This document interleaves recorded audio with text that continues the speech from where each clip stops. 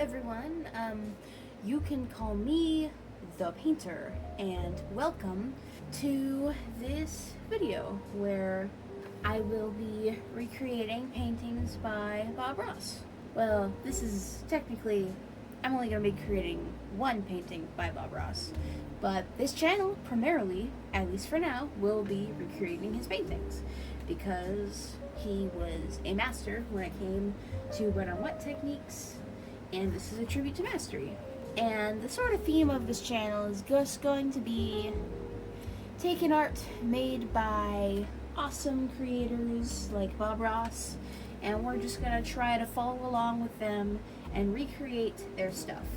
So the first thing that you do with any Bob Ross painting is you gotta cover the entire canvas in a layer of white. This video is sort of an introduction to the series, but it'll also be sort of an introduction from me to you. Hello, I am the Painter. I am female, if you cannot tell from the voice. I am a young adult, and I have been doing art stuff for a lot of my life, and I figured this would be a fun idea to kind of, get better with painting and show off my already established skills with painting and stuff, and just sort of put our own spin on things, because, that can be fun, right? And if you want, you can follow along at home, or you can just sit back and listen to me while I talk instead of, I don't know, something more cool like a kickflip. I'm sorry to disappoint anybody that was expecting a kickflip on this channel. No, sorry, wrong place. And once our canvas is prepped, we're gonna go in with some blue. I have this ultramarine. I use acrylic paint, so this is just ultramarine blue. It's nothing too special, but you know what? A lot of times it doesn't matter the quality of the stuff that you're using. It all comes down to the person using it. You could take a box of dollar store crayons and you could make a masterpiece with it. You could do the exact same thing with some fancy artist ones, but all I'm trying to say is you can do amazing things with some dollar store paint. So seriously, you don't have to have super fancy paint to do this. You just need literally just something. It doesn't even need to be paint. You could do this with a different art medium, or you could just paint in your head. You could just follow along in your mind, paint it in your head. You won't really be able to show other people, but you know what? That's okay, because you can think about it anytime you want, and no one will be able to steal it from you. That's a big thing. Getting a little bit more on my brush here, and sometimes there's a hair on your canvas, and you gotta be very meticulous with that, because if you don't notice it, it's gonna get in your painting, and then it's gonna be there, and people are gonna be like, "What are you doing? What's that?" You're gonna have to be like, "Oh, it's representative of the human experience. How we don't really know why we're here a lot of the times, and you kind of gotta put your trust in other things, even though that's something that's probably, not the real reason. The real reason is just that you've left the hair there, and now you gotta pretend that you were all smart about it. There's that hair again. Go away, hair. Shoo hair. Don't bother me." But yeah, we're just gonna go in here and we're going to put in the start of some water. And it doesn't matter if it doesn't look that good, or if you think that, oh, it's not working properly because I don't have the right type of paint, so the tutorial's not gonna work or whatever. But you know what? That doesn't matter. It's your world. This is the closest thing you'll ever get to be able to build man-made oceans and rivers and make your own scenery and stuff. Because the most fun thing about being an artist is the fact that a lot of times it's pretty simple, because it's just taking how you see the world and you get to put it onto a sheet of paper or a canvas like this, and suddenly it's basically just putting your ideas in other people's heads. Like, any art medium is like that. Like, especially stuff like animation, but painting was pretty much the first. And so therefore, it's kind of the best known and the one that people are able to halfway relate to the most. That's why the Renaissance is full of people painting a bunch of hyper-realistic babies with wings on top on ceilings of churches, instead of making low-quality animations of their, I don't know, whatever they used to be obsessed with back in the day. I wouldn't know. I wasn't there. Anyway, you're gonna want to have about half of your canvas covered like this for the sky, and the other half kind of coated like this for the water. It's okay if there's a little bit of a gap, or if it's not quite the exact same, or if it's more of a 60-40 split. That's okay. And if you really want to change it, you can just go in with more paint and correct it, kind of like this, because water is darker in the back. Stuff kind of tends to fade. Even if you're looking at a big mountain, if you're looking at it and it's far enough away, it just sort of eventually seems to go out of focus, so you can't really see all the detail. Feels like you're halfway looking at the sky through it. I don't know, it's just something I've noticed. You know what I said about seeing the world a different way? You kind of got to put that idea in other people's heads. Yeah, that's what we're doing. And then if we want, we can just go in and just sort of blend this out. Try to make it somewhat more consistent so that you can't see the brush strokes. Back here it looks kind of like stuff's coming down. Maybe there's a rainstorm way back there on another island. Yeah, because this is a little secluded place. And we can see that the rainstorm's leading up a little bit. It's lightening up. And pretty soon it'll clear up and there'll be a nice overcast day. Then it'll get humid, so you might want to pack your bags. And now what I think we're going to do is we're going to go in with a smaller brush. I'm going to get it wet first so that it's not so stiff. I don't exactly have any odorless paint thinner, but I do have some good old-fashioned water that I'm able to swirl my thing around in and then have to sort of go and hope that I don't get it on the canvas. But what you're going to want to do is you're going to want to get some red, and then on your little palette, can't see it that well, but it's on my palette, and then you're going to go in and then you're going to grab some blue. Not too much, because the blue is a heck of a lot stronger than the red. And you don't want it to be too dark. It's supposed to sort of mix and become a purplish color. We could use purple paint, but you know what? Not doing that makes it more unique. It's your specific shade of it. And even if it's more of just a darkish, almost brownish amber color. Why did I say amber? I think of wood. And what you're going to want to do is you're going to want to go in here and you're going to want to start just making some mountain shapes. And then we're going to go in using the paint that's still on the brush, and we're going to sort of fill this in and pull this down. You don't want to have too much detail, okay? Because this is going to be in the very back of the painting. And like I said before with mountains, after a while they just kind of fade away and you can't see everything. And it's just kind of, you can tell, that it's there, but like it's not like the mountain's like right there in front of you and count every single pebble that's right there in front of you. Nothing like that. So what you do is there's just going to be this mountain here in the back, so you can go and just pull it down and sort of halfway fade it into the sky. Right now it almost looks like a red cloud. Wow. A red cloud would be really pretty, but it's the wrong time of day for that. Wrong type of weather too. And once you've got your brush. Once you got your brush cleared, you're gonna want to go and get some of your white, which when it comes to paint, one white is pretty much the same as the next, unless you're doing wall colors. colors for some reason. There's like 500 different types of white that you can do for walls, which is weird.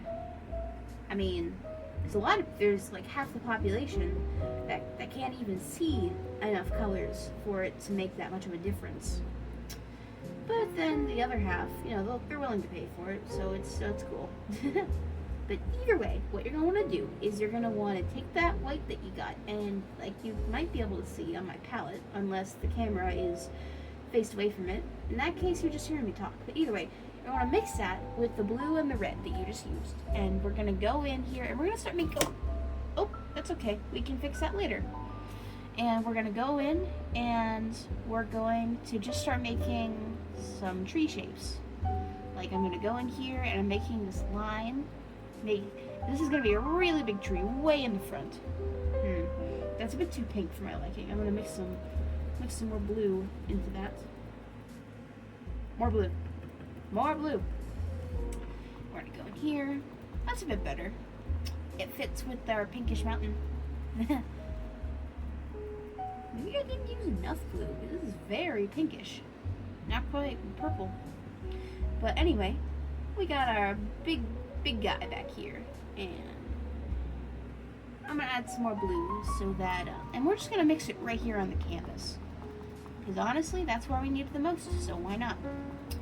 And we're gonna have a big tree right in here, and as we go down, the tree gets bigger, like this, kind of halfway. So, big tree guy, he's here, right here on the ocean. He'll have some ground soon enough, but for now he's on the ocean, and that's kind of fun. I think this tree deserves a name. He had a really cool idea, so let's give him a name. Dab, dab, dab, dab, dab. Dab, dab, dab, dab. Oh, you don't like that? It's okay. You're a tree. You'll understand soon enough. Robert. I don't know, it just came to me. Let's call you Robert. Everyone say hi, Robert. And then we're going to take our color mixture and we're going to go in here and we're going to start making some more tree-like shapes. Just in here. Just sort of dabbing it on. It might look a bit strange right now, but that's okay. Because soon enough, the whole painting will look kind of like this. And it'll make this part look a little bit less strange. And it'll make it look a bit more intentional and less like you're just blobbing paint down. Which is kind of what a big part of what the style is. Just putting paint down and just sort of accepting it. This needs to be darker, so we're going to put in some more blue. Maybe some more red too. Oh, that's nice. Hello. Put in some here for Robert. There you go, Robert. Don't want to do too many strokes, but yeah, we can do that. Why not? Robert likes his detail. Maybe if we use more blue as we go along, we can have it where this side is more red and this side gets more blue. That could be cool. Now we're just adding some trees, and as you can tell, especially with the way that some of them are colored in the background versus the foreground, you can actually see them sort of halfway coming together as trees. And, you know, I've heard Bob Ross say in his videos that he used to paint like a normal person, but then he would spend days and weeks just painting individual leaves on trees, and he wouldn't even be near the way finished with a painting. But then something like this you can actually halfway knock out in about half an hour or so. It's actually really, really cool. One of my favorite painting techniques. That's why I'm showing it off here. Because it's what he would want. And also it's what I want. We don't want it to go too far, so what we're going to do is we're just going to... Oh, didn't want to blend that in. And we're going to have it sort of halfway start to come up here. Put some more blue into that. We're going to make a little bit more sparse stuff, but it's going to halfway wrap its way around here. That way you can halfway kind of tell as it... Oh, and we add a little bit there. Maybe a little bit of... Yeah, okay. And we'll add a couple dabs of it here and there. Get rid of some open spots that you can see through the paint. Don't want it to look like there's just nothing there, of course. Alright, we got that. And now, with our blue again, we're gonna go in and let's add some trees in front here. Why not? Some smaller stuff. That'll be fun. Now, one of my favorite parts of this technique is that you're able to just kind of dip your brush into the paint and just sort of smack it on there, and it really starts to look like something. You don't have to worry about it mixing because you kind of want that. Because things in nature are very rarely solid colors. Even with like leaves, it's like, oh, it's a green leaf. And you look at it, but there's actually little indentations of other lighter or darker shades. It's actually, it's really cool. So next time you're out looking at leaves, as people do, you'll look a little closer. And now, as it gets a bit closer, what we're going to do is we're going to put some green into the mixture because trees are usually green. More green, more green. And we're going to go in here and we're going to start putting some greenery because it's getting closer and it's going to be more green as it gets. It's going to look more green as it gets closer because that's what color the trees usually are. We're going to go in here and we're gonna sort of round it around so that they're coming in. So they're coming in from this side too. And we're gonna sort of halfway round it out. You don't want the colors to mix too much though, because then it might start to look like mud, and that's not really what you want. What I'm gonna do is I'm gonna add some white, and we can just sort of add this, and it makes it a little bit easier to look at, a little bit easier to distinguish what you're looking at, you know? And you know, with this, if it looks a bit too muddled, you can always go in and add detail later, so that's okay. You can add as much or as little detail as you want or need. And now what we're going to want to do is we're going to want to go in here and we're adding a bit of some land for it to stand on. So we're going to go ahead and we're going to halfway smear the color that we have in our canvas halfway. And we're adding some land. Now, if this looks strange, that's okay. I am more than a little bit rusty doing this. I haven't done this sort of technique in a hot minute. That can change. So I'm gonna go in here and I'm gonna add some white, maybe a bit of red, just a bit of red. Make it a little bit more murky, brownish, halfway. And then we're gonna go in with some yellow and some green, and we're gonna halfway add some shrubbery in here to make it look less like the ground is on top of the trees, because that's strange. That's not what we want.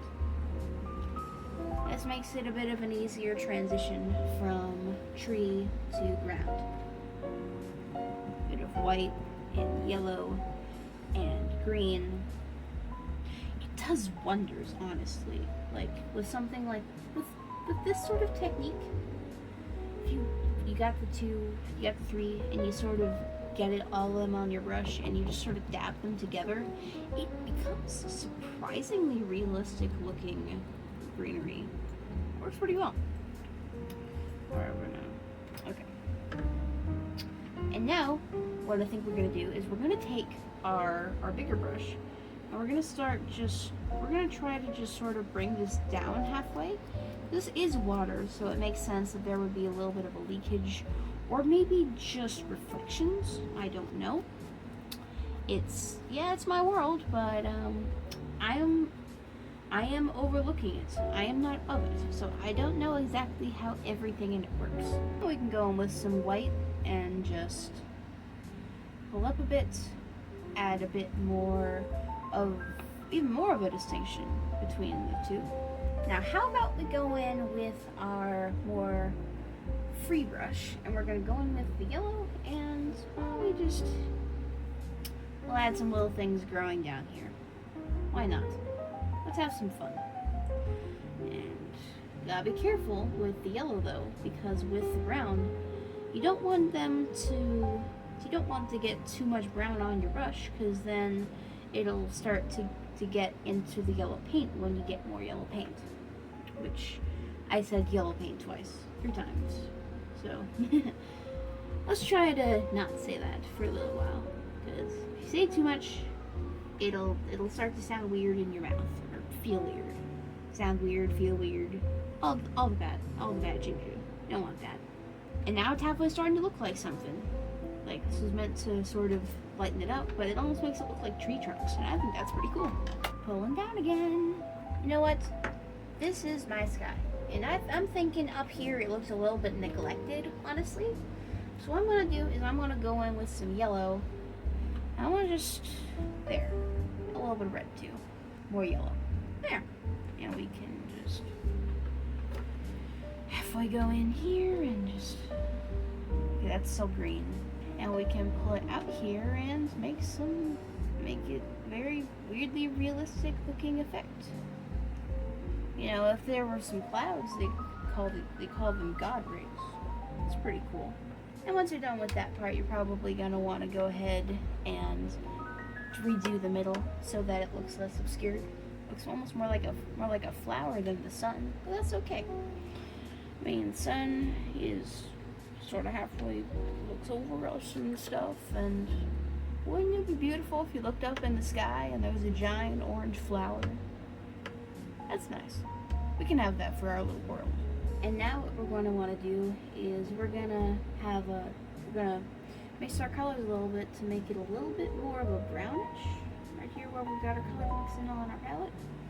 And we're going to want to go in and just trying to make a very thin line. We're gonna sort of halfway decide where the land is, which is sort of halfway already done, but now it's getting a bit more obscured and stuff, and we want to make sure that there's a clear distinction, especially between the vegetation and the actual and the reflection, because otherwise it looks like there's just something leaking into the water, and that's not good. So we're gonna go in here and we're gonna add some brown and sort of halfway drag it across. And then we can go in with some white and make a bit of a reflection. Or at least, the water line. That's what it's called. Now they use that term for makeup too, which I'm sure most of you, or at least the females who are watching, know. I know it's a bit weird to call girls females, but you know what I mean. People that wear makeup and stuff, they know what a water line is, at least from that term. But here it's like where the water and the land separate and stuff, and there's a little bit of a reflection, like there's a little bit of a distinction, because the light hits the water and it makes it almost gleam, and that's really pretty, and we're trying to capture that. Like, beautiful things happen in our little world here. I could probably use some of that white for our sun. Oh, that's beautiful. And now what we're going to want to do is we get our dark brownish color, and then we mix it with some even more yellow and green, and we're just going to go in here and we're going to start adding some stuff for the foreground. Some trees and stuff. So we're adding some tree-like shapes, and we're going to just sort of bring it in here, and it's going to meet in the middle. This is when it can start to get fun. So we're going to go in here, and with all the little pops of color, it actually makes it look very realistic, because it sort of simulates the different leaves and stuff. And you don't want to blend it, because then it just starts looking like a weird green mass, which it kind of looks like already. But you know what I mean? Like, you don't want the colors to actually mix that much, because then, okay, I'm gonna mix some of the other colors in there to make it brownish again, and some more yellow and some green. It's on my palette. That's very, very brown. I'm gonna go in with our yellow. We're just gonna do that, and we'll add a little bit there, down here, maybe a little bit in here, and maybe, okay, this is our dirt. So I'm gonna mix that a little bit so that it's a more solid color. We're gonna go in here with our dirt. Gorgeous. Yeah, even dirt can be gorgeous. Anything can be gorgeous if you see it in a certain light, which is nice, you know? There's beauty in everything. You just have to look to see it. And if there's any water that spills, you can just pretend that didn't happen. Or, you can turn it into something new. But luckily for us, when it's just water, you're able to wipe it off and maybe leave a little bit of a stain. But you know what? no sky is perfect, okay? Every sky is a little bit different. It's got all the different shades and colors. You know, when you look at the sky, a lot of times people just look at it and then they look away. But if you really look at it, like really look at it, you will see, especially if you're looking at a clear sky where there's nothing in the way, there's no clouds or buildings or anything like that. If you look hard enough, you will see that the sky actually fades into different shades of blue. Like you look at one end of the sky and then you look at the other end of the sky, and they're two different colors. Two noticeably different colors, actually. Like, seriously, it's legitimately noticeable if you check it out. And you look at the night sky and you think, oh, it's the night sky, it's dark. But it's really not. I mean, it's not like the sky changes colors, it's just the light, the brightness gets lowered drastically until it's mostly just a very dark indigo, which, yes, the sky is indigo. The sky is very much indigo. It's not, especially when you look at certain parts of it, it doesn't look quite blue. It's almost more purplish, which is indigo. Considering that, I mean, if you look at if you look at space, I mean, it looks pitch black, but it's that same color. Like, if you had a light source big enough, you could light up all of space, and it would be that dark blue, which is kind of scary when you think about it. Like, is blue just the universe's natural form? Is every other color just a different version, different shade of the universe? I don't know, when you think about it too hard, it gets difficult. But what was I saying?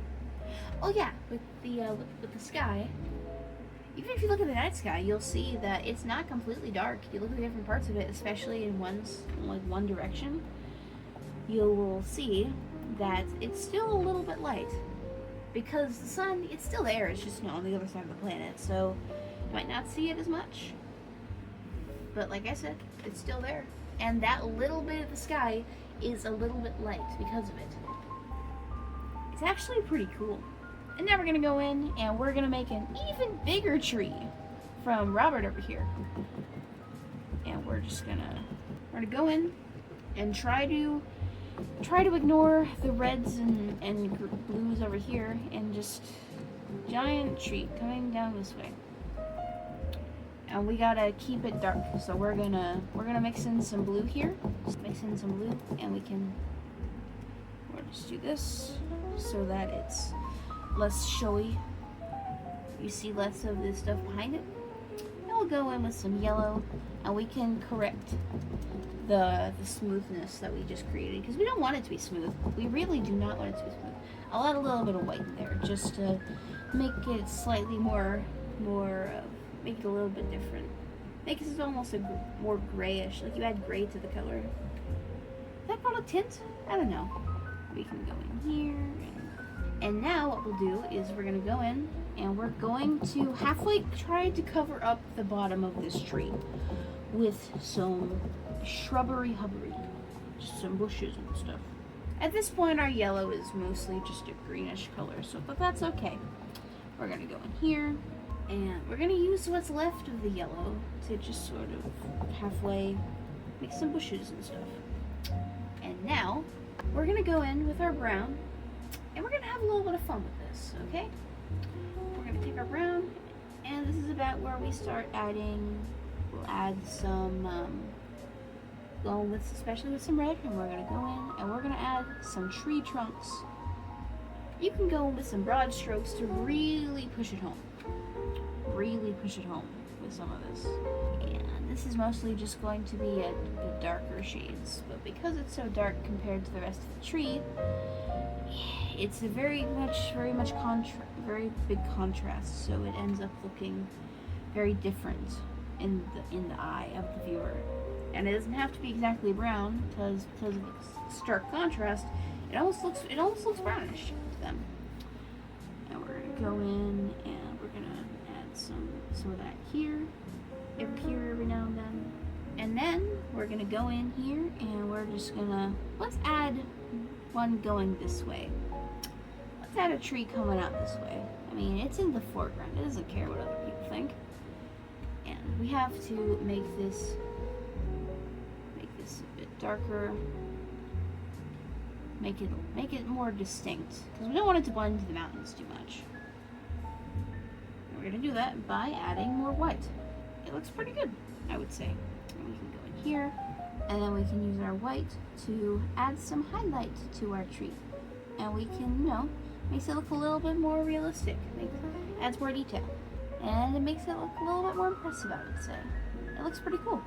And now, if we want, we can go in with our whites, maybe. And we can just, let's add some more details. Like, maybe there's a little bit of a path going this way through the mud and dirt. That's fun. Or maybe it's just detail on the path, who knows?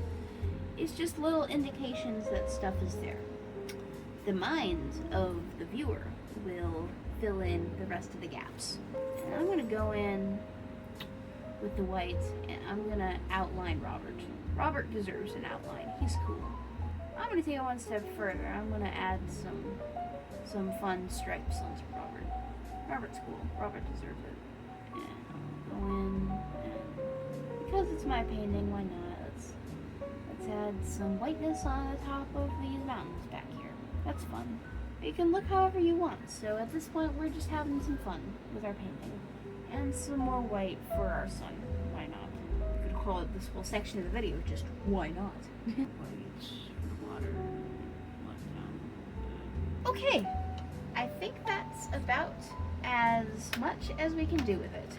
So what I'm gonna do is using my kind of fancy brush. It's seen better days, but you know what? That just means that I've used it thoroughly and I've used it well. So we're gonna go in with some red and we're gonna sign the painting. I'm gonna do it here and I'm just gonna mark it with Okay, I think this is about the finished piece. And I really hope that you enjoyed this first episode of A Tribute to Mastery. I plan on doing this throughout the summer, hopefully. So I really hope that people like this, or at least see it, and hope for more. Alright, this is the Painter signing off. I will see you next time.